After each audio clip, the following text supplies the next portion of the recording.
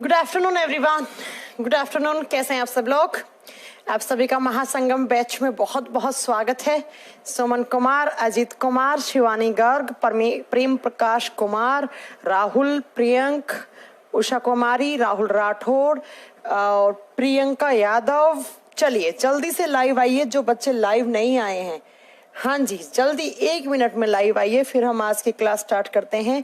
Last class में हमारा chapter चल रहा था साइटोलॉजी, कोशिका विज्ञान, सेल के बारे में हम पढ़ रहे थे। हाँ जी, कैसे हो आप सब लोग? अजय बरौर, हिमांशु राज, दीपक कुमार, प्रियंका और एक मोबाइल नंबर से कोई है फनिंद्रा, मोहम्मद इमरान, गौरव सिंह, अजीत कुमार, राहुल, आशुतोष, अशोक कुमार, विनोद कुमार मौर्य, राहुल पटेल, मोहम्मद इमरान। चलिए, कैसा रहा आप सभी का इंडिपेंडेंस डे? सबसे पहले तो ये बताइए कि कैसा रहा आपका इंडिपेंडेंस डे? सब ठीक रहा? बढ़िया से मनाया? लड्डू वड्डू मिले कि नहीं मिले इंडिपेंडेंस डे पे? ओके, बहुत अच्छा रहा, गौरव सिंह कह रहे हैं। ठीक है, चलो। मोहम्मद इमरान, शरवन सिंघानिया। ओके, आप अपना नाम से आओ ना बेटा, अपने मोबाइल नंबर से आपने लॉगिन कर रखा है। चलिए फिर स्टार्ट करें आज की क्लास। हाँ जी, स्टार्ट करते हैं आज की क्लास। तो लास्ट क्लास में हम क्या पढ़ रहे थे? हम पढ़ रहे थे साइटोलॉजी। और लास्ट क्लास में हम क्या पढ़ रहा था? साइटोलॉजी में हम पढ़े थे बच्चों कि जितने भी एक सेल के अंदर ऑर्गेनलीज होते हैं, सेल ऑर्गेनली के बारे में पढ़ा था, कोशिकांग पढ़े थे। अब एक बार कमेंट करके बताना कि मैं क्या सही लिख रही हूँ। ये सब पढ़ चुके थे हम। सबसे पहले हमने पढ़ा होगा यहाँ पर न्यूक्लियस के बारे में, सेल वॉल, सेल मेम्ब्रेन, मतलब पहले ही पढ़ा चुकी थी। न्यूक्लियस में डीएनए, आरएनए, उसके बाद क्रोमोसोम जिन्हें हम गुणसूत्र बोलते हैं।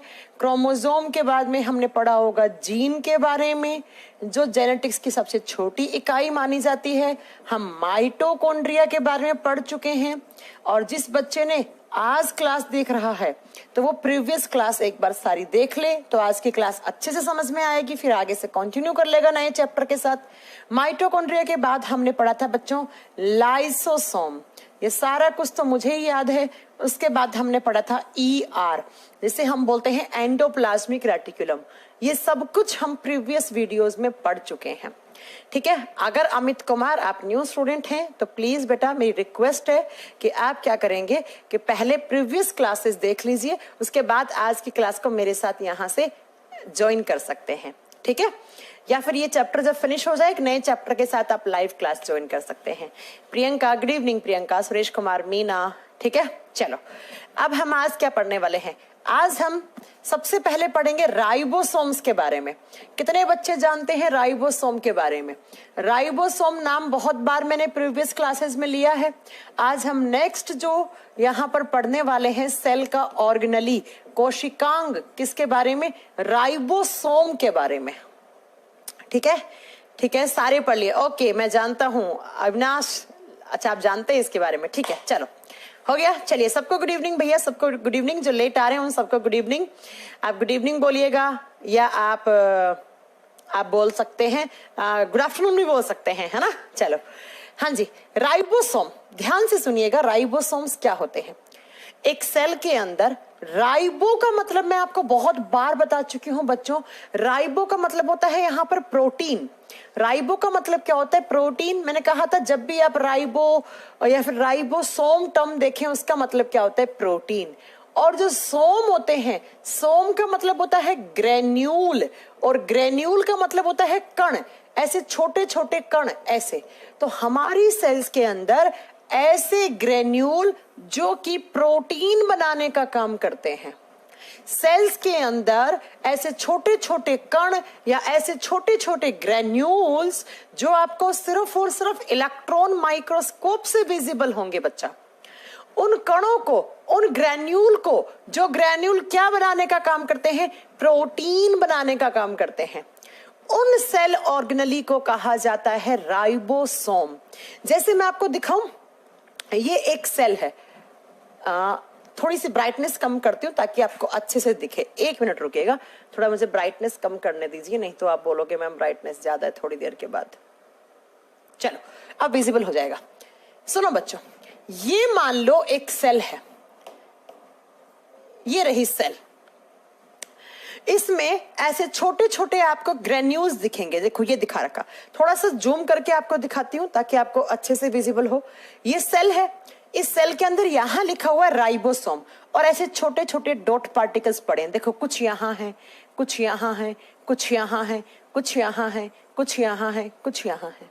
तो ऐसे हमारी सेल्स के अंदर, हमारी क्या, मैंने आपको प्रीवियस क्लास में एक सेंटेंस कहा था। मैंने कहा था बेटा, अगर आपको याद हो तो मैंने कहा था कि ये जो राइबोसोम्स होते हैं वो हर प्रकार की सेल में होते हैं। ये राइबोसोम प्रोकैरियोटिक में भी मिलेंगे, ये राइबोसोम यूकैरियोटिक में भी मिलेंगे।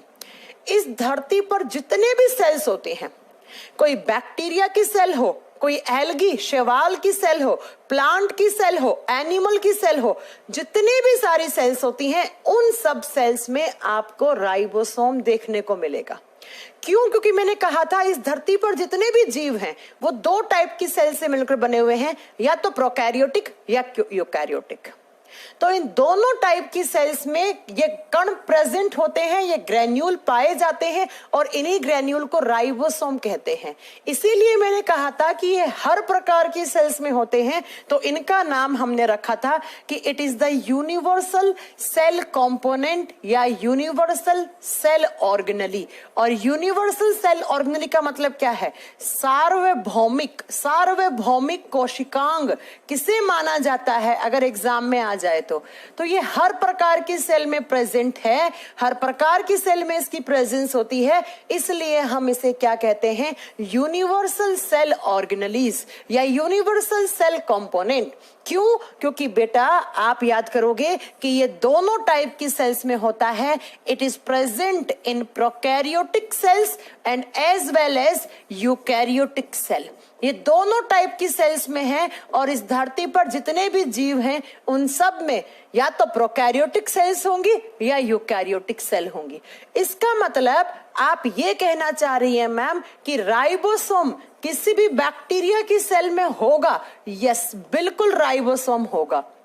किसी एल्गी बोले तो शैवाल, शैवालों की सेल्स में भी होता है, जीवाणुओं की सेल्स में भी होता है, प्लांट सेल में भी होता है। आप इनमें से किसी की भी सेल उठा लेना, एनिमल सेल में भी होता है, ह्यूमन सेल में भी होता है। सारी की सारी प्रकार की सेल्स में राइबोसोम आपको देखने को मिलेगा। ये हर जगह अपनी प्रेजेंस शो करता है, इसीलिए इसे यूनिवर्सल सेल ऑर्गेनेली या यूनिवर्सल सेल कंपोनेंट माना जाता है। ठीक है? हाँ जी, बिल्कुल लाइव क्लास है। जो बच्चा पूछ रहा है यहाँ पर प्रॉपर तरीके से लाइव क्लास है। 5 बजे मैं यहाँ पर साइंस लेती हूँ, लेकिन आप पढ़ने नहीं आते वो बात अलग है, आप बहुत दिनों बाद लाइव देख रहे होंगे वो बात अलग है। ठीक है, चलो सुनो। तो ये प्रोटीन बनाने वाली फैक्ट्री, ये प्रोटीन बनाने वाले ग्रेन्यूल हैं। जब बात करते हैं इनकी डिस्कवरी से, बच्चों डिस्कवरी से क्वेश्चन कभी कभी आ जाता है कि राइबोसोम की खोज किसने की, माइटोकॉन्ड्रिया की खोज किसने की, लाइसोसोम की खोज किसने की, ऐसे क्वेश्चन एग्जाम में आते हैं। अब मेरी बात को जरा ध्यान से सुनना कि इसकी डिस्कवरी की थी पैलेड नाम के साइंटिस्ट ने। कौन से साइंटिस्ट ने? पैलेड नाम के वैज्ञानिक ने इसकी खोज की। और पैलेड जी ने क्या कहा? पहले इनका नाम रखा पैलेड ग्रेन्यूल, अपने नाम पर नाम रखा। ग्रेन्यूल का मतलब तो क्या हो गया? ये कण है, और अपना नाम क्या था? पैलेड। तो इन्होंने कहा मैं इनका नाम पहले रखूंगा पैलेड ग्रेन्यूल, लेकिन बाद में इन्होंने ही चलकर इसका नाम क्या चेंज कर दिया? इसे आगे चलकर बोल दिया गया राइबोसोम। तो याद रखिएगा एग्जाम में क्वेश्चन कैसे आएगा कि वो कौन सा सेल ऑर्गेनेली है जो हर प्रकार की सेल में होता है। तो राइबोसोम खोज किसने की? पैलेड ने। पैलेड ने पहले क्या नाम रखा इनका? पहले पैलेड ग्रेन्यूल, और बाद में इनका नाम पड़ा राइबोसोम। बाद में इनका नाम क्या पड़ा? राइबोसोम। जब हम बात करते हैं इन राइबोसोम की, तो ये जो राइबोसोम है ये सबसे छोटा सेल कंपोनेंट है। आपको मैंने सेल दिखाया, इसमें आप देख लो माइटोकॉन्ड्रिया इतना बड़ा है, एंडोप्लाज्मिक रेटिकुलम इतना बड़ा है, गोल्जी बॉडी इतना बड़ा है, आगे मैं थोड़ी देर के बाद पढ़ाने वाली हूँ वैक्यूल इतना बड़ा होता है। इन सब में सबसे छोटा देखोगे तो बेचारा यही दिखेगा। तो एग्जाम में क्वेश्चन बन सकता है। क्या क्वेश्चन बनेगा कि स्मॉलेस्ट सेल ऑर्गेनेली कौन सा होता होता है। किसी भी सेल के अंदर सबसे छोटा कोशिकांग आपको कौन सा देखने को मिलेगा? सबसे छोटा कोशिकांग क्या होता है सेल्स का? तो सबसे छोटा बच्चों यही दिखता है, सबसे छोटा कोशिकांग यही देखने को मिलता है। तो लिख लो कि it is the smallest cell organelle. यह किसी भी सेल का सबसे छोटा हिस्सा माना गया है।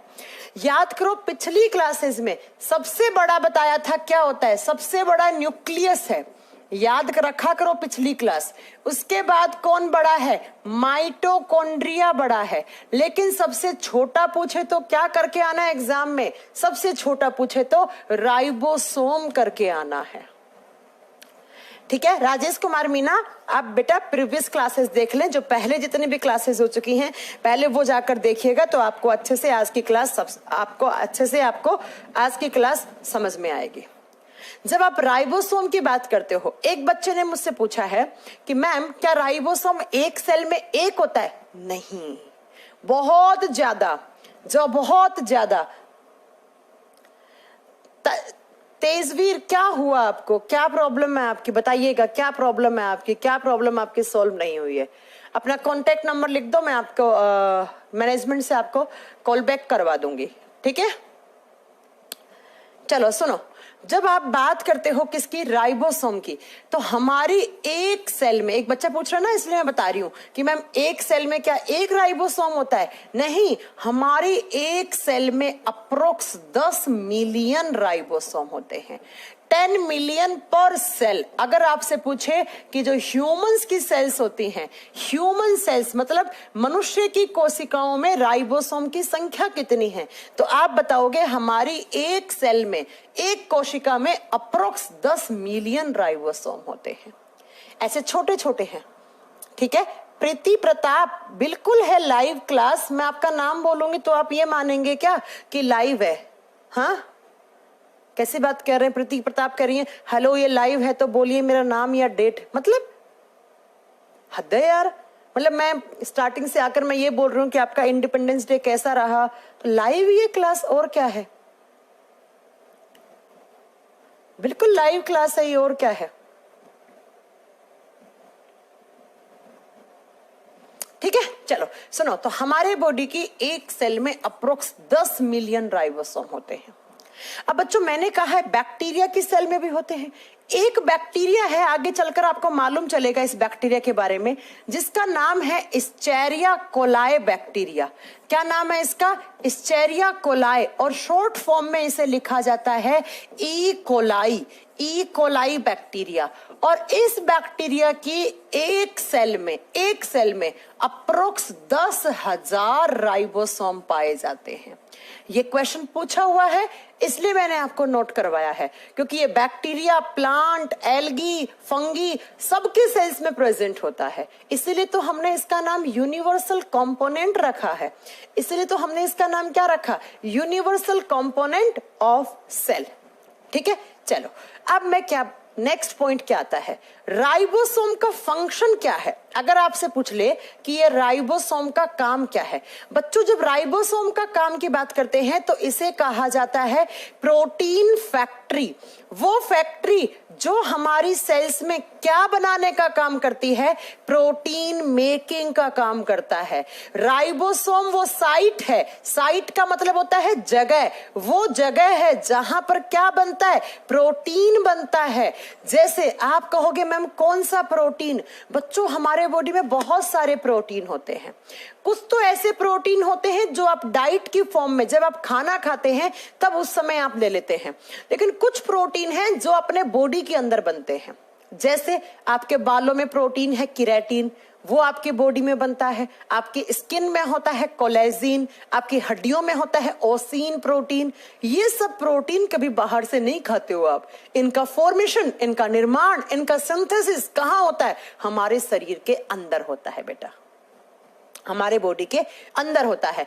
और वो कौन बनाता है? तो हमारी सेल्स के पास वो छोटे छोटे कण, उसको कहा जाता है प्रोटीन मेकिंग की साइट। कभी कभी एग्जाम में क्वेश्चन आता है कि सेल के अंदर कौन सी जगह जहां प्रोटीन बनता है, तो ये प्रोटीन बनता है, एक फैक्ट्री है जहां पर प्रोटीन बनता है, इसीलिए इसका नाम पड़ा है प्रोटीन फैक्ट्री। ये प्रोटीन बनाने वाला फैक्ट्री है। याद करो पिछली क्लासेस में माइटोकॉन्ड्रिया में क्या बन रही थी? एनर्जी बन रही थी, इसलिए हमने उसे एनर्जी हाउस कहा। न्यूक्लियस सेल को कंट्रोल कर रहा था, इसलिए सेल के कंट्रोलर माना गया उसे। ऐसे ही हमारे बॉडी में यहां पर राइबोसोम में क्या होता है? आप बताओगे बेटा, प्रोटीन बनने का काम होता है, इसलिए हम इसे प्रोटीन बनाने वाली फैक्ट्री कहते हैं। अब नेक्स्ट पॉइंट को जरा ध्यान से सुनिएगा, मेरा गौर से सुनना। आपको मैंने कहा था कि एक आरएनए होता है एमआरएनए, याद है? मैंने कहा था पहले डीएनए से एमआरएनए बनता है ना, उसके बाद एमआरएनए आरआरएनए और राइबोसोम के साथ जुड़कर क्या बनाता है? प्रोटीन बनाता है। इसकी फुल फॉर्म पहले पढ़ा चुकी हूं, मैसेंजर आरएनए, मैसेंजर आरएनए। अब मैं क्या बताना चाह रही हूं इस एमआरएनए का पॉइंट, जो एग्जाम के क्वेश्चंस बहुत अच्छे बनते हैं यहां से।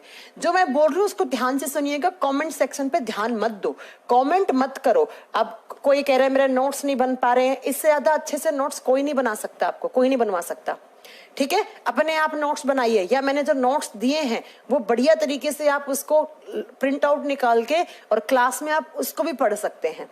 अगर एक एक बच्चों को नोट्स लिखवाने लग गई तो 2 साल में बैच खत्म होएगा, 2 साल में बैच खत्म होएगा, तो ये नहीं हो सकता, ठीक है?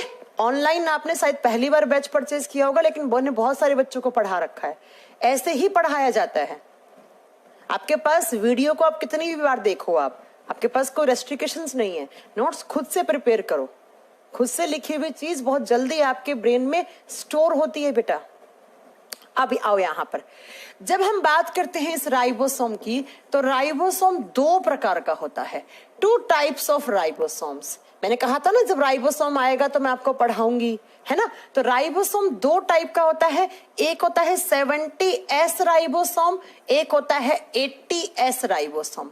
आज मैं इस S का खुलासा करने वाली हूं कि इस S का मतलब क्या होता है। इस S के 2 मतलब होते हैं, या तो इसे बोलते हैं स्वेडबर्ग, या इसी S का मीनिंग होता है सेडिमेंटेशन कोफिशिएंट। सेडिमेंटेशन कोफिशिएंट, इस S का मतलब क्या है बच्चों? इस S का मतलब क्या होता है?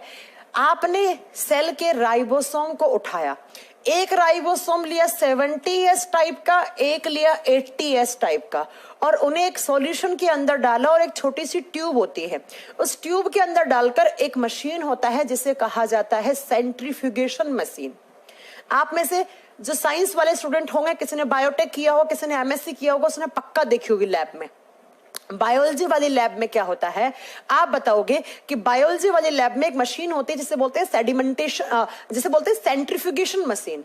उसके अंदर बहुत तेज तेज तेज उस ट्यूब के अंदर राइबोसोम डालते हैं, दोनों टाइप के, और ऐसे घुमाते हैं। 1000 चक्कर कटाएंगे, 4000 चक्कर कटाएंगे। फिर क्या होगा, जो हैवी वाला राइबोसोम होगा वो क्या करेगा, उस सॉल्यूशन के नीचे जाकर यहां पर बेस पर जाकर चिपक जाएगा, और जो लाइट होगा वो सॉल्यूशन में ऊपर ऐसे फ्लोट करेगा, तैरेगा। तो जिस स्पीड के साथ जो राइबोसोम पहले ऊपर आ जाएगा या जो राइबोसोम नीचे पेंदे में चला गया, उसी को मेजर करने के लिए जो यूनिट होती है उसे बोला जाता है सेडिमेंटेशन कोफिशिएंट या स्वेडबर्ग। कौन से राइबोसोम को कितना जल्दी आप सेंट्रीफ्यूज करके या तो उसे उस सॉल्यूशन के ऊपर ऐसे फ्लोट करवा सकते हैं, या उसके पेंदे में नीचे ले जाकर आप उसे हैवी करके नीचे बैठा सकते हैं, उसको कहा जाता है सेडिमेंटेशन कोफिशिएंट या स्वेडबर्ग। हिंदी में सेम नाम है बच्चों, इसे स्वेडबर्ग कहा जाएगा या सेडिमेंटेशन कोफिशिएंट कहा जाएगा। बाकी एग्जाम में, किसी एग्जाम में आज तक क्वेश्चन नहीं आया कि एस का मीनिंग क्या है, बस आपको जनरल नॉलेज के लिए मैंने बता दिया है। अब एग्जाम में क्वेश्चन क्या आते हैं कि राइबोसोम कितने टाइप का होता है, तो राइबोसोम 2 टाइप का होता है, एक होता है 70S राइबोसोम, एक होता है 80S। आपको याद होगा अच्छे से, मैंने इसके एग्जाम्पल बताए थे। मैंने कहा था 70S राइबोसोम किसमें होता है, जितने भी सारे बैक्टीरिया हैं, जीवाणु हैं आपके आसपास या इस यूनिवर्स में, उन सब में 70s प्रकार का राइबोसोम है। लेकिन 80s प्रकार का राइबोसोम किस में होता है? जितने भी प्लांट सेल हैं, पादप कोशिकाएं हैं आपके चारों तरफ, प्लांट के अंदर भी 80s होता है। जितनी भी एनिमल सेल होती हैं, गाय की, भैंस की, ह्यूमन बॉडी, जितनी भी सारी जंतु कोशिका हैं, उन सब में 80s टाइप का राइबोसोम होता है। उसके अलावा जितनी भी फंगी सेल हैं, फंगी सेल का मतलब होता है कवक कोशिकाएं, जो कवक हैं उनकी कोशिकाओं में। एल्गी सेल हैं, एल्गी का मतलब होता है शैवाल, इन सब की सेल्स में किस प्रकार का राइबोसोम होता है? 80s टाइप का राइबोसोम होता है। लेकिन याद करोगे कि बैक्टीरिया में 70s, और याद करो मैंने कहा था कि हमारे बॉडी में होता है माइटोकॉन्ड्रिया। अब जिसने पिछली क्लास नहीं करी होगी वो नहीं समझ पाएगा इस चीज को। और माइटोकॉन्ड्रिया के पास भी राइबोसोम होता है, और किस प्रकार का? 70s प्रकार का। ये दोनों एग्जाम के क्वेश्चन है, ये दोनों एग्जाम के क्वेश्चन है कि माइटोकॉन्ड्रिया में, हमारी सेल्स में, देखो ऐसे आपने एक सेल ली, इस पूरी सेल के अंदर आप देखोगे तो ऐसे छोटे छोटे जो राइबोसोम पड़े हैं वो किस प्रकार के हैं? वो 80s प्रकार के हैं। लेकिन हमारी सेल्स के अंदर जो माइटोकॉन्ड्रिया होता है, इस माइटोकॉन्ड्रिया के अंदर किस प्रकार का राइबोसोम है? 70s टाइप का है। क्वेश्चन को ढंग से नोट कर लेना, ठीक है? 70s 80s के एग्जाम्पल नोट करवा दें, एग्जाम में पूछे जाएंगे। माइटोकॉन्ड्रिया में 70s और हमारी सेल्स में देखोगे तो 80s टाइप का राइबोसोम। अब नेक्स्ट, इस 70 और 80s जो यूनिट, जो इसके टाइप हैं, अब इनको आगे सब यूनिट में डिवाइड किया जाता है। जब मैं 70s की बात करती हूं तो बच्चों इसे आगे 2 सब यूनिट में डिवाइड किया जाता है। कौन कौन सा? 50s और 30s। कौन कौन सा? 50s और 30s, 50 और 30। अब आप में से कुछ बच्चे होंगे वो दिमाग लगाएंगे, क्या लगाएंगे कि मैम 50 + 30 तो 80 होता है, आपने 70 लिखा है। मैथ्स नहीं लगानी है, ये बायोलॉजी है, मैथ्स नहीं लगानी है आपको, ठीक है? और अगर मैं 80s की बात करती हूं तो 80s को भी आगे 2 उपइकाइयों में डिवाइड करते हैं। कौन कौन सी? आप बताओगे 60s और 40s। फिर आप मैथ्स लगाओगे, कहोगे तो 100 हो रहा है, आपने 80 लिखा है। भैया मैथ्स नहीं लगाना है, मैथ्स नहीं लगाना है। मैथ्स आप मैथ्स की क्लास में लगाएं तो ज्यादा बेटर होगा। अब एग्जाम में कैसे आएगा? 70s को 2 कौन कौन सी इकाइयों में बांटा जाता है? 50s और 30s। 80s को कौन कौन सी 2 इकाइयों में बांटा जाता है? 60 और 40। अब ये बताओ तुम प्यारे बच्चों मेरे कि इस 50 और 30 में बड़ा कौन है? भाई बड़ा कौन है? 50 बड़ा है। इसमें कौन बड़ा है? 60 बड़ा है। तो बच्चों राइबोसोम का डायग्राम कैसे बनता है वो सुनो। अगर 70s का राइबोसोम है तो उसमें ऊपर बनेगा 30s क्योंकि ये छोटी इकाई है, और नीचे बनेगा ऐसे कौन सा? 50s क्योंकि ये बड़ा है, ये बड़ा है। और ये दोनों इकाइयों के बीच में ऐसे वायर जैसी स्ट्रक्चर होती है। वायर का मतलब तार, लेकिन ये तार नहीं है। दोनों इकाइयां किसके थ्रू जुड़ी हैं? तो बता देना, एक टाइप के आरएनए। और कौन सा आरएनए? एमआरएनए। अब एमआरएनए की फुल फॉर्म नहीं बताने बैठी हूं, यहां पर पहले पढ़ा चुकी हूं, ठीक है? अब जरा ध्यान से सुनना, मैंने क्या कहा कि 70s 2 टाइप में बटा हुआ, 50 और 30। 70s का डायग्राम इस तरीके से बनेगा, ऊपर छोटी वाली यूनिट होगी, नीचे बड़ी वाली होगी, और 2 राइबोसोम की इकाइयां आपस में किस प्रकार के आरएनए से जुड़ी हुई हैं? स्टेट पीसीएस के एग्जाम का क्वेश्चन है। स्टेट पीसीएस के एग्जाम में क्वेश्चन आता है कि 2 राइबोसोम की इकाई है, वो बीच में किस प्रकार के आरएनए से जुड़ी हैं? तो ये कौन सा आरएनए है? ये एमआरएनए है, मैसेंजर आरएनए है, संदेश वाहक आरएनए है। तो अगर ये डायग्राम देखोगे तो ये 70s राइबोसोम है। और अगर बच्चों आपने डायग्राम बनाया ऐसे, छोटे वाला कौन सा है? 40s, और नीचे कौन सा है? बड़ा वाला 60s, और किसके थ्रू जोड़ दोगे? एक एमआरएनए के थ्रू जोड़ दोगे। तो बताओ ये किस टाइप का राइबोसोम होगा? ये होगा मैम, ये होगा किस टाइप का? 80s टाइप का।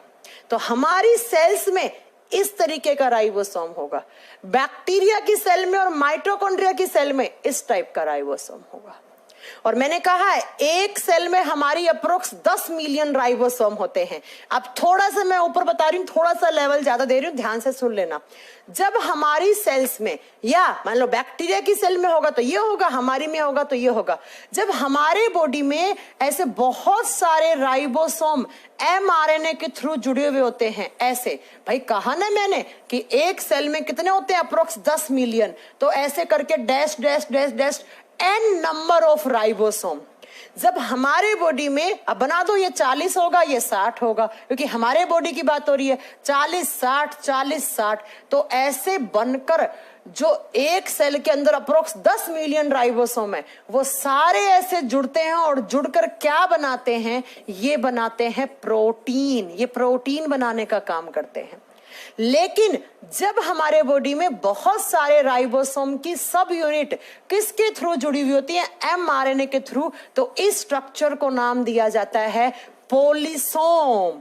पोलिसोम नाम दिया जाता है। और एग्जाम में क्वेश्चन आ सकता है, देखो बच्चों, जब सिंगल नाम ले रहे हो तो राइबोसोम, और जब बहुत सारे राइबोसोम जुड़ गया तो पोली का मतलब क्या होता है, बहुत ज्यादा, तो इसे कहते हैं पोलिसोम। और इसी पोलिसोम को कहा जाता है इकाई। इकाई किसकी, प्रोटीन बनने की इकाई।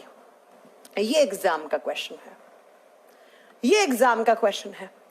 एग्जाम में क्या आता है कि प्रोटीन बनने की इकाई हमारी सेल्स में क्या कहलाती है, तो आप क्या बताओगे कि प्रोटीन बनने की इकाई कहलाती है पोलिसोम। और पोलिसोम का मतलब क्या होता है, थीसिस। प्रोटीन बनने की जो कार्यात्मक इकाई है उसे क्या कहा जाएगा, उसे पोलिसोम कहा जाएगा। ये स्टेट पीसीएस के एग्जाम का क्वेश्चन है। मैं बहुत बढ़िया तरीके से पढ़ा रही हूं, तो गौर से एकदम सुन के एक बात बढ़िया तरीके से नोट्स बनाओ। अब एक बच्चा कह रहा है एनटीपीसी का नेक्स्ट एग्जाम कब हो, नेक्स्ट वैकेंसी कब आएंगी। बच्चा ये लाइव क्लास है, यहाँ पर मुझे कंटेंट देना है, मुझे यहाँ पर पढ़ाना है। ये सब चीजें बाद में, बफरिंग हो रही है नहीं, क्लास एकदम बढ़िया चल रही है, मेरी तरफ से क्लास एकदम बढ़िया, नेट एकदम फर्स्ट क्लास चल रहा है। अगर बफरिंग हो रही है तो अपना नेट चेक कर लीजिएगा, बढ़िया तरीके से नेट चल रहा है, मैं सामने देख पा रही हूं, ठीक है। तो ये है राइबोसोम। तो हमारी सेल्स में इस तरीके से राइबोसोम होते हैं बहुत सारे, और इनका काम क्या है, तो ये प्रोटीन बनाने वाली फैक्ट्री है, और सबसे छोटा है, आपको मैं प्रूफ कर चुकी हूं कि छोटा है सबसे। माइटोकॉन्ड्रिया के पास खुद का राइबोसोम होता है, लेकिन किस प्रकार का, 70S टाइप का, 70S टाइप का। क्लियर है, चलो आगे। हाँ, क्या अभी भी बफरिंग हो रहा है? सही है, मेरी क्लास एकदम सही है, कोई प्रॉब्लम नहीं है। ये हो गया राइबोसोम। तो बताओ हमने क्या क्या पढ़ लिया। इस इमेज को दिखाती हूं, इस इमेज को ना अब आप कभी भी किसी बच्चे को पकड़ के पढ़ा दोगे। देखो हमने क्या क्या पढ़ लिया इसमें से। हमने न्यूक्लियस पढ़ लिया, न्यूक्लियर एनवेलप, न्यूक्लियस के चारों तरफ जो मेम्ब्रेन होती है उसे न्यूक्लियर एनवेलप बोलते हैं। हमने राइबोसोम पढ़ लिया, हमने लाइसोसोम पढ़ लिया, हमने प्लाज्मा मेम्ब्रेन पढ़ लिया, हमने माइटोकॉन्ड्रिया पढ़ लिया। लेकिन अभी गोल्गी बॉडीज और ये पढ़ लिया था, रफ और स्मूथ एंडोप्लाज्मिक रेटिकुलम। बस 4-5 बचे, ज्यादा नहीं बचे, ये चैप्टर आपका ज्यादा नहीं बचा है प्यारे बच्चों, ठीक है। चलो अब लिखते हैं नेक्स्ट आप पहले पढ़ोगे वैक्यूल। नंबरिंग कर लेना अपने हिसाब से, मुझे नंबर याद नहीं रहता है। वैक्यूल, वैक्यूल को हिंदी में रिक्तिका या इसी का दूसरा नाम होता है रसधानी। नाम से क्लियर, देखो रस, वो धानी, वो बैग सा पड़ा है जिसके अंदर रस है, जिसके अंदर रस है। हाँ, 1 मिनट के लिए कोई बफरिंग हुआ होगा, अभी बिल्कुल ठीक चल रहा है। अब सुनो, ध्यान से सुनिएगा, एग्जाम में क्वेश्चन बहुत आते हैं। मैं आपको 2 सेल दिखा रही हूं, ये देखो, इसमें देखो, बाकी तो छोड़ो आप, क्योंकि यहीं से क्वेश्चन आता है एग्जाम में। मैं एकदम आपको एग्जाम ओरिएंटेड पढ़ाऊंगी, तुम लोग चिंता मत करो, मेरे पे छोड़ दो अपनी प्रॉब्लम सारी साइंस वाली। जब आप वैक्यूल की बात करते हो, ये रहा वैक्यूल, और ये पड़ी एक खाली सी जगह, ऐसे ये खाली सी जगह पड़ी है एकदम ऐसे। हमारी सेल्स के अंदर या किसी भी प्लांट सेल के अंदर एक खाली जगह पड़ी है, एक एम्प्टी स्पेस पड़ा है। एम्प्टी स्पेस का मतलब क्या होता है, खाली जगह पड़ी है। उसी खाली जगह को वैक्यूल या रिक्तिका या रसधानी कहा जाता है। तो सबसे पहला पॉइंट लिखो कि सेल के अंदर एक एम्प्टी स्पेस पड़ा है, और एम्प्टी स्पेस का मतलब होता है एक खाली जगह पड़ी है, रिक्त स्थान। स्कूल में याद है, रिक्त स्थान की पूर्ति करो, फिल इन द ब्लैंक्स। तो हमारी सेल्स के अंदर ऐसे ही एक खाली जगह पड़ी है, इसको भरना है। कब भरती है हमारी सेल्स ना बड़ी चालाक होती हैं, अपने अंदर एक एम्प्टी स्पेस बनाकर रखती हैं। क्यों? क्योंकि जब कभी कोई इमरजेंसी कंडीशन लगी, आप बाहर से सेल को न्यूट्रिशन नहीं दे रहे हो, आप बाहर से सेल के अंदर ऐसे प्रोडक्ट नहीं भेज रहे हो जिससे कि वो अपनी एनर्जी बनाए, तो बेटा इसीलिए इमरजेंसी कंडीशंस में जब किसी सेल के पास बाहर से कोई विटामिन नहीं आ रहा है, कोई न्यूट्रिएंट नहीं आ रहा है, कोई मिनरल नहीं आ रहा है, तो सेल्स क्या करती हैं, इतनी चालाक होती हैं, पहले से ही अपनी जगह एक खाली जगह रखती हैं। और जब उन सेल्स को ये एहसास होता है कि अब बाहर से ये चीजें आना बंद हो गई हैं, तो वो उसी खाली जगह के अंदर, इसी रस धानी के अंदर क्या क्या स्टोर कर सकती है। इसी के अंदर पानी भर लेगी, इसी के अंदर न्यूट्रिएंट्स का मतलब होता है पोषक तत्व, और इसी के अंदर क्या,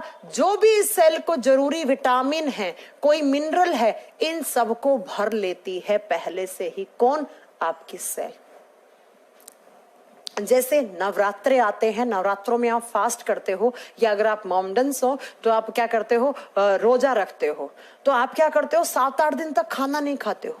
अब आपने खाना नहीं खाया तो ठीक है भैया, आपकी तो श्रद्धा है, आप भगवान को याद कर रहे हैं, जो भी आप उसका रीजन दे रहे हैं, आप माता रानी को खुश करना चाह रहे हैं, लेकिन आपकी सेल्स थोड़ी समझेंगी ये बात। सेल्स को तो लगातार एनर्जी चाहिए, वो तो दिन रात काम करती हैं, उनको तो एनर्जी चाहिए ही चाहिए। तो बेचारी सेल्स ये थोड़ी समझेगी कि रोजे चल रहे हैं या किसी का नवरात्रों का फास्ट चल रहा है। तो सेल्स को पता लग जाता है कि अब बाहर से न्यूट्रिएंट आना कम हो गए, क्योंकि भैया इसका फास्ट चल रहा है। तो सेल्स क्या करती है, पहले से ही अपने पास जितना जरूरी पानी है, जितने जरूरी न्यूट्रिएंट्स हैं, जितने जरूरी जो भी उसके लिए जरूरी है, विटामिन मिनरल, उन सबको इस खाली जगह में स्टोर कर लेती है। अभी आपकी जेब है, आपकी पैंट में या शर्ट में आप क्या रखवाते हो, पॉकेट रखवाते हो। अभी आपकी पॉकेट खाली है, तो खाली है तो वो वैक्यूल है, लेकिन जैसे ही आपकी सरकारी नौकरी लग जाएगी, आपके पास इनकम आएगी, आपका पैसा आप पॉकेट में रखोगे।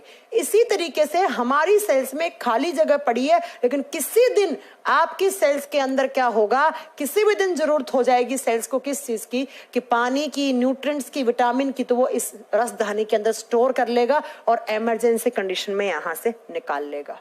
अब एक बच्चा पूछ रहा है, क्या मैम ये प्लांट में पाया जाता है? यस ऑफ कोर्स, यह प्लांट सेल में भी होता है और एनिमल सेल में भी होता है। प्लांट सेल का मतलब होता है पादप कोशिका, यह पादप कोशिका में भी होता है, और एनिमल सेल का मतलब होता है जंतु कोशिका।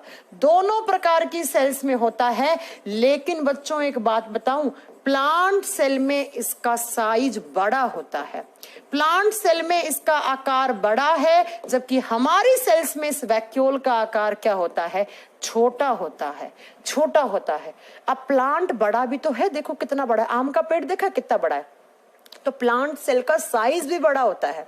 इसीलिए प्लांट सेल ने अपने वैक्यूल का आकार बड़ा रख लिया, तो क्या हो गया, कोई फर्क नहीं पड़ा, कोई फर्क नहीं पड़ा।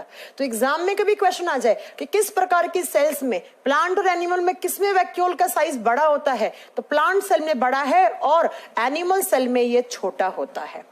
अब बात करते हैं इसके डिस्कवरी की। हाँ, ये बात, इसका फंक्शन समझ में आ गया ना? क्या लिखोगे कि यह कोशिकाओं के अंदर एक खाली जगह है जिसमें किसी भी आपातकालीन स्थिति में कोशिकाएं पानी, पोषक तत्व और विटामिन को स्टोर करती हैं, संग्रह करती हैं, ताकि उनके पास एनर्जी बनाने के लिए सफिशिएंट न्यूट्रिएंट्स हो, पानी हो, सब कुछ हो। पानी से एनर्जी नहीं बनती है, लेकिन पानी की जरूरत पड़ती है इस सेल को। अब नेक्स्ट बात क्या है, इसको सबसे पहले ऑब्जर्व किसने किया था? It is observed by Spallanzani. किसके द्वारा? साइंटिस्ट है स्प्लेंजिनी। लिखेंगे सबसे पहले इसे देखा था स्प्लेंजिनी नाम के साइंटिस्ट ने। किसमें देखा था? प्रोटोजोआ में। प्रोटोजोआ क्या होते हैं वो आगे की क्लास के लिए छोड़ दो, आगे पढ़ाएंगे हम आपको। प्रोटोजोआ पैरासाइट्स होते हैं, वो हमारे शरीर में बीमारियां करते हैं, इसीलिए हम पढ़ते हैं प्रोटोजोआ जनित रोग। ठीक है, तो इसको सबसे पहले देखने वाले स्प्लेंजनी नाम के साइंटिस्ट थे। इन्होंने देख के छोड़ दिया कि ऐसी सेल के अंदर एक खाली जगह पड़ी है, लेकिन जब इनकी डिस्कवरी की बात आई, डिस्कवरी का मतलब होता है खोज, जब इसकी खोज की बात आई तो खोज की थी डुजार्डिन ने। किसने की थी? डुजार्डिन नाम के साइंटिस्ट ने इसकी खोज की थी। तो बच्चों दोनों चीजें, हालांकि किसी भी एग्जाम में आज तक इसकी डिस्कवरी नहीं पूछी गई है, पूछा जाएगा तो बस ये पूछा जाएगा कि एम्प्टी स्पेस को क्या कहते हैं। और बताऊं, इसका एक नाम और भी पड़ता है, इसे बोलते हैं सेल का पॉकेट। मैंने कहा ना, जैसे अभी आपकी पॉकेट खाली है तो सेल्स के पास भी एक पॉकेट है बच्चों, एक जेब है। तो आम भाषा में इसे क्या नाम दिया जाता है? कोशिका का जेब, सेल का पॉकेट कहा जाता है इसे। ये बात आप नोट कर लीजिएगा। अब एक चीज और मैं आपको पढ़ाने वाली हूं, बस वो अच्छे से नोट करना। क्या? एक सेल है मैच्योर, बड़ी सेल है, एक सेल है छोटी। एक सेल तो मैंने ये बनाई, इसे लिख दो इमैच्योर सेल। इमैच्योर का मतलब होता है बेचारी नई नई बनी है, तुरंत। अपरिपक्व सेल, पकी नहीं है ये, इसका विकास नहीं हुआ है, बड़ी नहीं हुई। और एक है मैच्योर सेल, ये मैच्योर है, इसका डेवलपमेंट, इसकी ग्रोथ हो गई, ये ओल्ड सेल है, पुरानी है, ये नहीं है। जब इमैच्योर सेल्स की बात करते हो तो इमैच्योर सेल में वैक्यूल नंबर में बहुत ज्यादा होते हैं। ऐसे नंबर में क्या है? ज्यादा, मतलब बहुत सारे नंबर में मिलेंगे, लेकिन इसका साइज क्या है? साइज छोटा होता है। लेकिन जैसे जैसे ये इमैच्योर सेल बड़ी होती जाएगी तो ये छोटे छोटे वैक्यूल्स आपस में जुड़ते जाएंगे और जुड़कर ऐसे बड़े से बन जाएगा। बड़ा एक या बड़ा सा दो बन जाएंगे। तो इमैच्योर सेल में नंबर में ज्यादा थे, साइज में छोटे थे, बाद में ये जुड़कर एक बड़ा सा वैक्यूल बन गए हैं। तो भैया नंबर में क्या हो गया? एक मैच्योर सेल में कम, और साइज में क्या हो गया? ये बड़ा हो गया। तो एग्जाम में क्वेश्चन आ सकता है कि एक मैच्योर और इमैच्योर सेल में जो वैक्यूल है उसमें नंबर किस में ज्यादा होगा? तो नंबर में ज्यादा होती हैं किस में? आप बताओगे बेटा इमैच्योर सेल में, लेकिन साइज में बड़ी और नंबर में कम होती हैं एक मैच्योर सेल में। जब नया नया बना है ना तो उसमें बिल्कुल बिल्कुल बेटा गार्नियर जो है ना, गार्नियर, पप्पू कुमार मेरी बात को थोड़ा ध्यान से सुनना। गार्नियर ने सबसे पहले एनिमल सेल में ऑब्जर्व किया था, और जो श्वोन है उन्होंने सबसे पहले प्लांट सेल में ऑब्जर्व किया था। ठीक है पप्पू कुमार जी, मैंने आपका डाउट क्लियर कर दिया है, मैंने आपका डाउट क्लियर कर दिया पप्पू कुमार जी। ठीक है, तो इमैच्योर सेल जो नया बना उसमें नंबर में ज्यादा है, बाद में ये जुड़कर एक बड़ा सा बना लेते हैं। अब आप कहोगे मैम दिखाओ, तो ये देखो ना प्लांट सेल का, ये रहा प्लांट सेल का क्या? वैक्यूल रहा, वैक्यूल रहा। ठीक है, चले अब नेक्स्ट एक पॉइंट और याद रखना।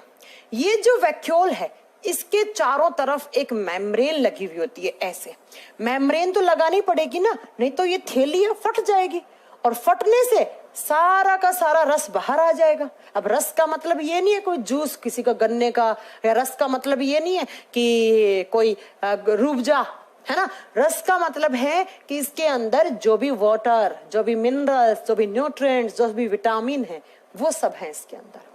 तो इसको प्रोटेक्शन देने के लिए इस वैक्यूल के चारों तरफ एक मेम्ब्रेन रहती है, और इसी मेम्ब्रेन का नाम क्या होता है? इसे कहा जाता है टोनोप्लास्ट मेम्ब्रेन, या सिर्फ टोनोप्लास्ट लिख लो।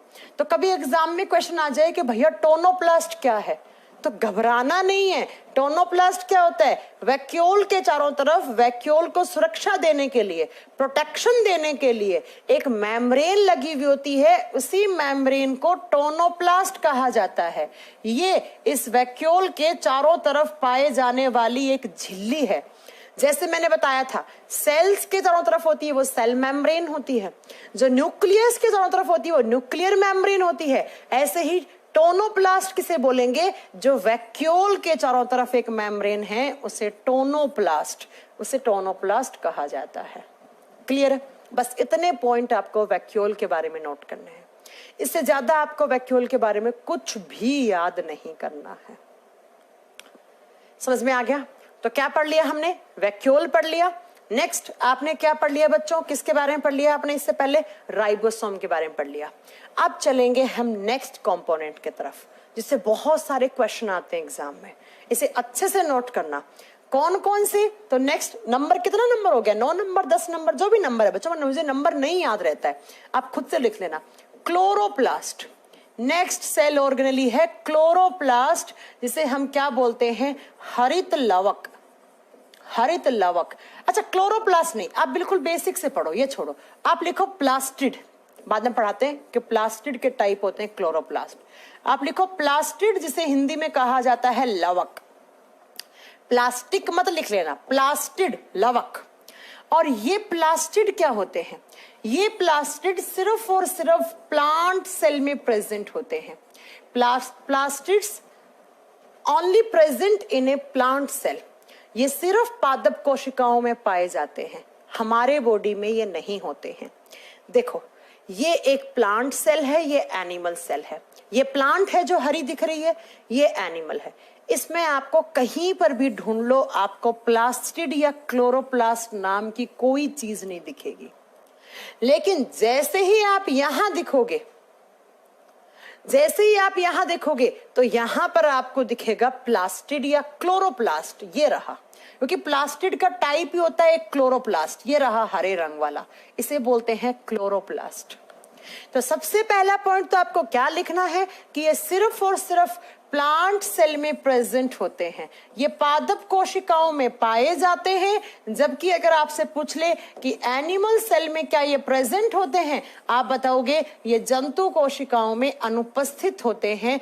It is absent in animal cell but present in plant cell. अब प्लांट में मैम क्यों होते हैं? क्योंकि प्लांट को ये क्या देते हैं? कलर। कलर का मतलब होता है रंग।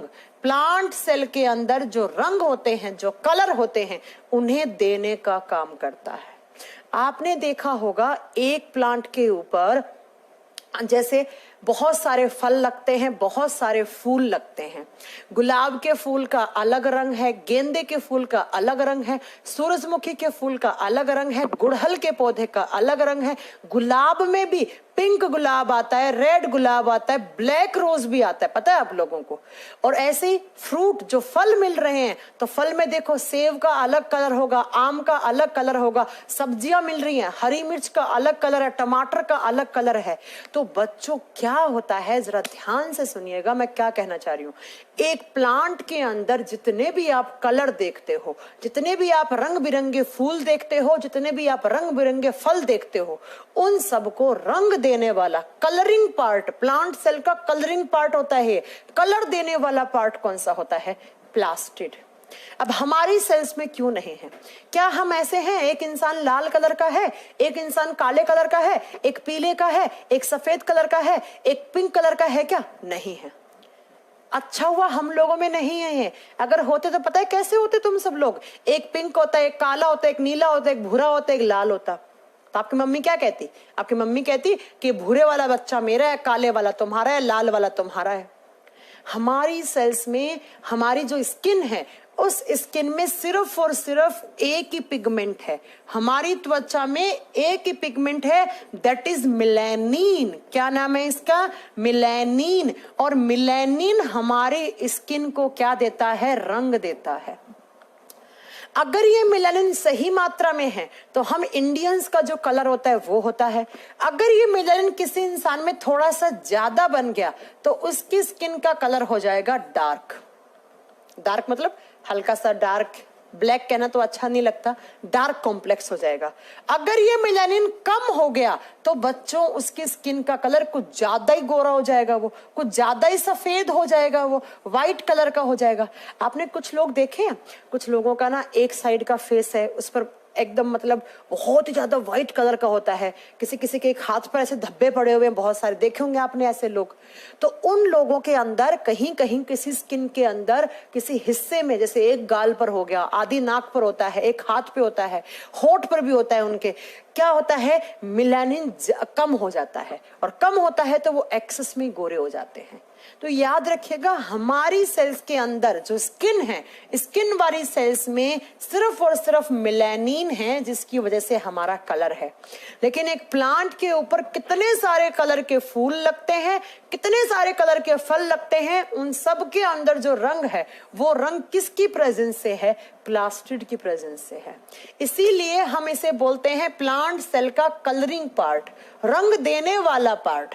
रंग देने वाला पार्ट कौन सा होता है, आप बताओगे बेटा, प्लास्टिड होता है। अब जब हम इस प्लास्टिड की बात करते हैं तो जरा ध्यान से सुनिएगा, ये प्लास्टिड 3 टाइप का होता है। यहां से क्वेश्चन, अच्छा पहले लिख लो, इसकी डिस्कवरी लिख लो। इसकी खोज किसने की थी, अर्नेस्ट हैकल ने। इसके डिस्कवरी की बात करते हो तो डिस्कवरी किसने की थी, तो आप बताओगे इसकी डिस्कवरी की थी, इसकी खोज की थी अर्नेस्ट हैकल ने।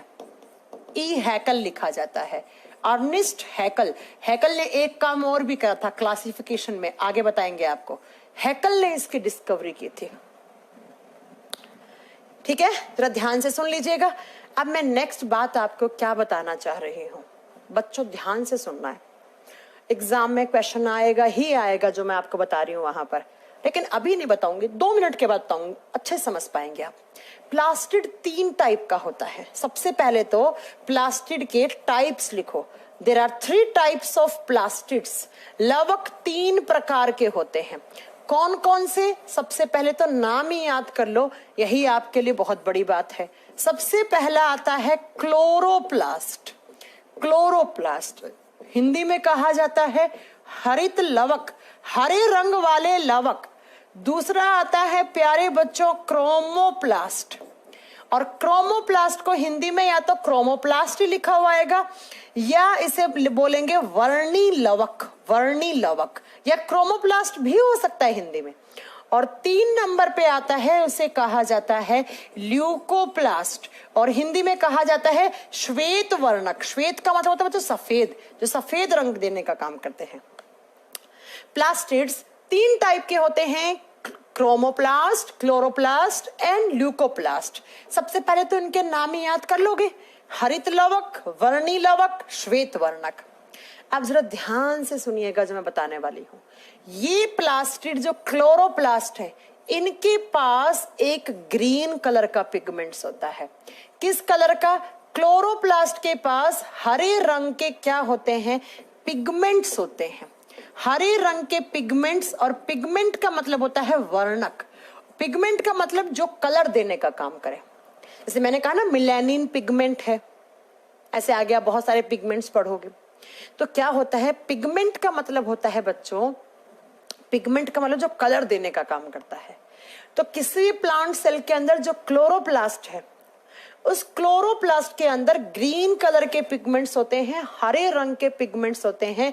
उन्हें क्या कहा जाता है, उन्हें कहा जाता है बच्चों क्लोरोफिल। उन्हें कहा जाता है क्लोरोफिल। तो ये क्लोरोफिल प्लांट को कौन सा कलर देता है, chlorophyll provide green colour to all parts of plant. अब ऑल का मतलब क्या है, जहां जहां ग्रीन कलर देखते हो एक प्लांट के अंदर, कहां कहां देखते हो जरा बताओ। ग्रीन कलर का क्या दिखता है आपको, हरे कलर का एक प्लांट के अंदर क्या दिखता है, तो आप लिखोगे कहां कहां प्रेजेंट होता है। ये सबसे ज्यादा प्रेजेंट होता है लीफ में।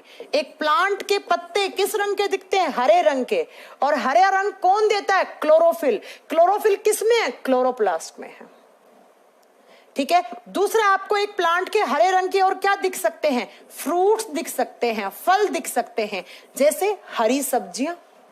जैसे हरी मिर्च आती है, टमाटर जब कच्चे होते हैं तो वो लाइट ग्रीन कलर के होते हैं। तो ये कहाँ प्रेजेंट है? ये फ्रूट्स में भी प्रेजेंट है, फलों में भी है, और फ्लावर भी हो सकते हैं ग्रीन कलर के, कोई बड़ी बात नहीं है। फ्लावर का मतलब क्या हो गया? फूल। लेकिन याद रखना सबसे ज्यादा कहाँ होते हैं? लीफ में, उसके बाद होते हैं फ्रूट्स में, उसके बाद होते हैं फ्लावर में। तो एक प्लांट के अंदर जो भी आपको हरे रंग की चीज दिख रही है, उन सब में आपको तुरंत समझ जाना है कि ग्रीन कलर के पिगमेंट्स हैं और कौन से पिगमेंट्स हैं? क्लोरोफिल। इसका मतलब मैम, प्लांट सेल के अंदर जो हरा रंग देने का काम करता है, वो हरा रंग कौन देता है? आप क्या बताओगे? क्लोरोप्लास्ट देता है, क्लोरोप्लास्ट देता है। ल्यूकोप्लास्ट स्टोर करता है, आगे बताएंगे। विनय कुमार मोदी, सुन लीजिए, आपने 9th क्लास में पढ़ा है कि ल्यूकोप्लास्ट के अंदर पोषक तत्व संचित होता है, तो हम भी पढ़ाएंगे वो, ठीक है। लेकिन थोड़ा रुकिएगा, अभी हमने ल्यूकोप्लास्ट की बात नहीं की है ना, तो थोड़ा पेशेंस रखो। तो प्लांट के अंदर हरे रंग वाले पिगमेंट कौन से होंगे? क्लोरोफिल। क्लोरोफिल किस प्रकार के प्लास्टिड के पास है? तो बताओ किस प्रकार के? क्लोरोप्लास्ट के पास है। क्लोरोप्लास्ट, हाँ, स्टेम में हो सकता है, जो छोटे छोटे प्लांट होते हैं ना, बेबी स्टेम जिन्हें बोलते हैं, उनके अंदर हल्का फुल्का ये प्रेजेंट हो सकता है, ठीक है। तो ये प्लांट की लीफ में सबसे ज्यादा होता है, प्लांट के पत्तों में ज्यादा होता है। अब बच्चों, एक तो इस क्लोरोफिल ने क्या कर दिया? हरा रंग दे दिया। और दूसरा जो इसका काम है ना, ये क्लोरोफिल पिगमेंट्स काम में आते हैं एक प्रोसेस में, और कौन सी प्रोसेस? फोटोसिंथेसिस। फोटोसिंथेसिस को कहा जाता है प्रकाश संश्लेषण की प्रक्रिया।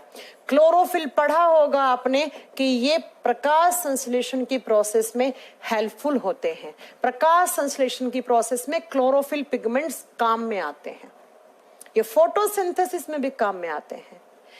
अब सुनते हैं हम क्या कि ये फोटोसिंथेसिस क्या होता है। देखो, डिटेल में पढ़ाऊंगी जब मैं आपको बॉटनी पढ़ाऊंगी, अभी थोड़ा सा समराइज करके पढ़ा रही हूं, सुनिएगा, थोड़ा सा समराइज करके। एक केमिकल रिएक्शन होती है, मैंने बताया था आपको इंट्रोडक्शन में कि जो प्लांट्स होते हैं वो अपना खाना खुद बनाते हैं, वो अपना खाना खुद बनाते हैं, वो अपने अंदर ही खाना बनाते हैं। खाना बोले तो ग्लूकोज, खाने का मतलब ये नहीं दाल रोटी खाएंगे, चिकन मटन खाएंगे, अंडा खाएंगे, ये नहीं होता खाने का मतलब है ना, ठीक है। खाने का मतलब है ग्लूकोज। प्लांट्स अपना खाना खुद बनाते हैं क्योंकि वो ऑटोट्रोप्स होते हैं, वो स्वपोषी होते हैं, और अपने अंदर जिस प्रोसेस के थ्रू खाना बनाते हैं, खाना मतलब ग्लूकोज, जिस प्रोसेस के थ्रू ग्लूकोज का फॉर्मेशन करते हैं उसे फोटोसिंथेसिस कहा जाता है। और फोटोसिंथेसिस क्या होता है? एक केमिकल रिएक्शन लिख रही हूं। पेड़ पौधे अपने चारों तरफ के वातावरण से कार्बन डाइऑक्साइड लेकर उसे किसके साथ जोड़ते हैं? पानी के साथ। ये कार्बन डाइऑक्साइड कहां से आया है?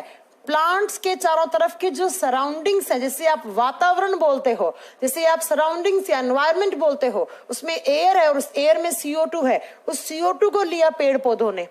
मिट्टी से, जड़ों का काम क्या होता है? पानी लेना। तो जो जड़ें होती हैं, रूट्स, उन्होंने क्या किया? पानी का एब्जॉर्प्शन किया, पानी का अवशोषण किया, और करके किस किस की प्रेजेंस में? सनलाइट, सूर्य के प्रकाश, और साथ में कौन से पिगमेंट?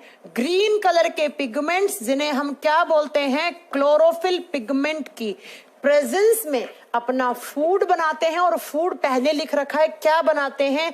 C6H12O6, बोले तो ग्लूकोज, और साथ में ऑक्सीजन बनता है, और साथ में कुछ पानी के मॉलिक्यूल भी रिलीज होते हैं। ये जो मैंने एक आपके सामने जो रिएक्शन लिखी है ना, इस रिएक्शन को कहा जाता है फोटोसिंथेटिक रिएक्शन। इसे क्या कहा जाता है? Photosynthetic reaction. हिंदी में कहा जाता है प्रकाश संश्लेषी अभिक्रिया। हिंदी में क्या कहा जाता है? प्रकाश संश्लेषी अभिक्रिया। और ये जो पूरा का पूरा प्रोसेस है फूड बनने का, ये जो पूरा एक प्रोसेस है ऐसे कि भैया वातावरण से CO2 को लिया, फिर जड़ों से पानी को लिया, फिर सनलाइट को अब्सॉर्ब किया, क्लोरोफिल को लगाया यहां पर, तब जाकर ये चीज बनी। तो इस पूरी प्रोसेस को क्या कहा जाता है? इस पूरी प्रक्रिया को क्या कहा जाता है? फोटोसिंथेसिस, प्रकाश संश्लेषण की प्रक्रिया। अब इसे आप बैलेंस कर दो। बैलेंस करना आपने स्कूल में सीखा होगा। यहाँ 6 या 12, तो यहाँ 12 है तो यहाँ से 6 निकल जाएगा। तो बच्चों क्लोरोफिल किसके अंदर होते हैं? क्लोरोप्लास्ट के अंदर। इसका मतलब मैम ये एक प्लांट सेल है और इसके अंदर यहाँ क्लोरोप्लास्ट है, तो इस क्लोरोप्लास्ट के अंदर क्या हो रहा होगा? इसके अंदर फोटोसिंथेसिस की प्रोसेस होती है। यही एग्जाम का क्वेश्चन है कि भैया प्रकाश संश्लेषण की प्रक्रिया कहाँ होती है? क्लोरोप्लास्ट में होती है। क्यों? क्योंकि क्लोरोप्लास्ट के ऊपर साफ सीधी सीधी भाषा में मैंने लिखा हुआ है कि हरे रंग वाले पिगमेंट है। कौन से? क्लोरोफिल है। और यही क्लोरोफिल कहाँ काम आते हैं? फोटोसिंथेसिस की प्रोसेस के अंदर काम में आते हैं। तो बताओ मुझे कि अब जरा ध्यान से सुनो, वातावरण से कार्बन डाइऑक्साइड को लिया, मिट्टी से पानी को लिया, सूर्य का प्रकाश और क्लोरोफिल की प्रेजेंस में ये इसका प्लांट का खाना हो गया। लिखा ना, ग्लूकोज खाना है। ये ऑक्सीजन प्लांट्स क्या कर देंगे? बाहर कर देंगे, आउट कर देंगे। और पानी फिर से कहां चला जाएगा? जड़ों में चला जाएगा। अब मेरी बात को जरा ध्यान से सुनो। इस केमिकल रिएक्शन को फोटोसिंथेटिक रिएक्शन, और ये जो प्रोसेस है इसे क्या बोल रहे हैं हम? फोटोसिंथेसिस। अब एग्जाम में कभी भी आपसे क्वेश्चन आ गया कि पेड़ पौधे किस प्रोसेस के थ्रू खाना बनाते हैं? फोटोसिंथेसिस। ये फोटोसिंथेसिस कहां का होता है? आप क्या बताओगे? एक टाइप का प्लास्टिड होता है। और किस टाइप का? तो क्लोरोप्लास्ट। तो क्लोरोप्लास्ट ने ना कि सिर्फ हरा रंग दिया बच्चों, इसी क्लोरोप्लास्ट के अंदर फोटोसिंथेसिस की साइट पूछ ले आपसे, प्रकाश संश्लेषण की जगह कौन सी है, वो कौन सी साइट है जहां होता है? क्लोरोप्लास्ट में होता है। इस क्लोरोप्लास्ट को मैं, इस फोटोसिंथेसिस को और डिटेल में पढ़ाऊंगी कि सनलाइट का क्या काम है, क्लोरोफिल का क्या काम है, सब पढ़ाऊंगी मैं आपको। लेकिन कब? जब मैं आपको प्लांट्स के बारे में पढ़ाऊंगी, बॉटनी पढ़ाऊंगी। अभी सिर्फ उतना ही पढ़ते हैं जितना आपके लिए जानना जरूरी है सेल्स वाले चैप्टर में। इसलिए मैंने अभी इतना ही बताया है, सिर्फ इतना ही बताया है। तो हरा रंग किसने दिया? क्लोरोप्लास्ट ने। अब दूसरे टाइप का प्लास्टिड कौन सा है? क्रोमोप्लास्ट। और तीसरा कौन सा है? ल्यूकोप्लास्ट। ये हम पढ़ेंगे कल की क्लास में। ये हम कब पढ़ेंगे? कल की क्लास में, क्योंकि टाइम हो गया, 1 घंटे की क्लास थी, इतनी ही क्लास रहेगी। ठीक है, समझ में आ गई मेरी बात? तो यहां से हम क्रोमोप्लास्ट का फंक्शन एंड ल्यूकोप्लास्ट का फंक्शन, जो एक बच्चा कह रहा था ना कि मैम हमने 9th क्लास में पढ़ा था ल्यूकोप्लास्ट में फूड स्टोर होता है। बच्चा मैं भी पढ़ाऊंगी आपको ये बात। 9th में पढ़ाया तो क्या मैंने 9th क्लास नहीं की है क्या? तो मैं भी पढ़ाऊंगी आपको कल ये। आप पूछिए, किसी का कोई डाउट है? आपके पास 5 मिनट है। 5 मिनट में जो भी डाउट हो आपका, जो पूछ सकते हो, वो अब मेरे से पूछो आप। ठीक है, चलो कल मेरी क्लास होगी। इनफैक्ट इस पूरा वीक मेरी क्लास होगी, पूरा वीक मेरी क्लास होगी। लेकिन मैंने अंकुर सर को कहा है कि 4 से 5 में वो ले ले, 5 से 6 में ले लूं। मैं पूरा लूंगी 5 से 6, लेकिन अंकुर सर से मैं बात करती हूँ। मैंने आज उनको बोला भी था ले लो क्लास, लेकिन बोले कि 4 से 5 में मुझे कहीं जाना है आज डॉक्टर के, तो उन्होंने नहीं लिया। ठीक है, लेकिन मैं अंकुर सर से रिक्वेस्ट करती हूँ कि सर मैं 5 से 6 पूरा वीक मेरी क्लास चलने दो, ताकि मैं इस चैप्टर को फिनिश करूं और नया चैप्टर स्टार्ट करूं। और अंकुर सर को बोलती हूँ कि अंकुर सर आप 4 से 5 में ले लो तो ज्यादा अच्छा रहेगा। मैं इसलिए पूरा वीक लूंगी, मंडे से फ्राइडे 5 दिन लूंगी लगातार, क्योंकि सैटरडे को मुझे घर जाना है, क्योंकि इतवार का रक्षाबंधन है और रक्षाबंधन में तो हर बहन अपने भाई को राखी बांधने घर जाती ही जाती है। इसलिए मैं इस पूरा सप्ताह में क्लास लूंगी आपकी, क्योंकि मेरा घर जयपुर में है तो यहां से मुझे जाना भी पड़ेगा। चलो, अब कोई किसी प्रकार का कोई आपका डाउट हो मेरे से पूछो। मैम 10 बजे वाली क्लास में पीडीएफ के साथ आंसर की भी अपलोड कीजिए करे। अच्छा ठीक है, ओके। तेजवीर कह रहे मैं प्रॉब्लम 1 साल से। क्या प्रॉब्लम है आप बताओ तो सही, क्या प्रॉब्लम है? हाँ, उसके बाद धीरज कुमार कह रहे हैं नॉर्मली सेल में किस टाइप का डीएनए, डबल हेलिक्स डीएनए पाया जाता है हमारी सेल्स में। ठीक है, चलो। आशीष मोहम्मद, अनिश मोहम्मद आप कह रहे हैं प्लीज। बेटा क्या प्लीज? ठीक है, इसके अलावा काना करें आज क्लास होगी क्या? क्लास तो खत्म हो गई है। मैम इतने कम रुपए में बैच उपलब्ध करवाने के लिए धन्यवाद, थैंक यू सो मच। आप बच्चों के लिए हमेशा मैं और टाइम्स की पूरी टीम आप लोगों के लिए साथ है। ठीक है, चलो और क्या पूछ रहे हैं? ओके मोहम्मद मिस्टर प्रमोद गौर, ठीक है, मेरे फादर को कैंसर हो गया है तेजवीर। अच्छा, आपकी ये प्रॉब्लम है, कैंसर हो गया है आपके पापा को। किस टाइप का कैंसर है और कौन सी स्टेज में चल रहा है कैंसर, तब मैं आपकी कोई वो हेल्प कर पाऊंगी। मैम आपसे केमिस्ट्री की क्लास लेना है, बेटा आप इंक्वायरी नंबर पे फोन करो, मैं टीचर हूं, मुझे पढ़ाने दो। पॉलिटी कब से शुरू होगा? ज्योग्राफी आपका वीक में 3 दिन स्टार्ट करवा तो दिया, पॉलिटी अभी नहीं करवाएंगे ना। चलो तो यही है। अच्छा, किसी की अगर फर्स्ट क्लास है तो बच्चों वो मैं कह देती हूँ आप पहले प्रीवियस क्लास देखो। हाँ, रक्षाबंधन पे छुट्टी होगी आपकी, बिल्कुल छुट्टी होगी। संडे और मंडे की 2 दिन की हम छुट्टी रखेंगे, क्योंकि संडे का रक्षाबंधन है और मंडे को जो टीचर सब लोग घर जाते हैं यार, स्टाफ सब लोग अपने रक्षाबंधन पे घर जाते हैं, तो मंडे को उनकी वापसी होगी, तो इसलिए हम संडे और मंडे 2 दिन क्लास ऑफ रखेंगे। संडे मंडे 2 दिन आपकी छुट्टी होगी, लेकिन सैटरडे तक लगातार क्लास होगी, क्योंकि रक्षाबंधन संडे का है ना। अब यार घर से लौटने में 1 दिन तो लगेगा ना सब टीचर्स को, तो संडे मंडे हम क्लासेस ऑफ रखेंगे on the occasion of Raksha Bandhan. ठीक है, बिल्कुल होगा कपिल, बिल्कुल होगा। ठीक है प्यारे बच्चों, इस बात को समझ लेना कि संडे मंडे आपकी क्या रहेगी, छुट्टी रहेगी, और मंडे से फ्राइडे, आज मंडे हो गया, और अब बाकी के 4 दिन मैं ही क्लास लेने वाली हूँ, 5 से 6 आपकी। अंकुर सर से रिक्वेस्ट करूंगी वो 4 से 5 ले लें, तो ताकि आपको खूब साइंस मिले इस सप्ताह में, आपको कोई प्रॉब्लम ना हो।